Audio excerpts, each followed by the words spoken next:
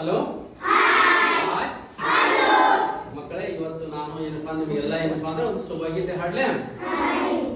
ಹೋಗಿ ಬರುವೆ ಮಕ್ಕಳೇ ನಾನು, ಹೋಗಿ ಬರುವೆ ನನ್ನ ಮುದ್ದೈನ ಕುಸುಮಗಳೇ, ದೇವರು ನಿಮಗೆ ಒಳ್ಳೆಯದನ್ನು ಮಾಡಲಿ, ದೇವರು ನಿಮಗೆ ಒಳ್ಳೆಯದನ್ನು ಮಾಡಲಿ.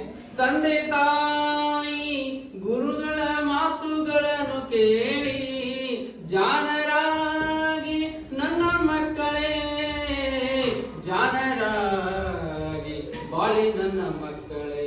ಹೋಗಿ ಬರುವೆ ನಾ ಹೋಗಿ ಬರುವೆ ಮುದ್ದಿನ ಮಕ್ಕಳೇ, ಸುಳ್ಳನ್ನು ಹೇಳಬೇಡಿ, ಸುಳ್ಳನ್ನು ಹೇಳಬೇಡಿ, ಒಳ್ಳೆಯದನ್ನು ಮಾಡಿದಿ ನಾನು ನೀವು.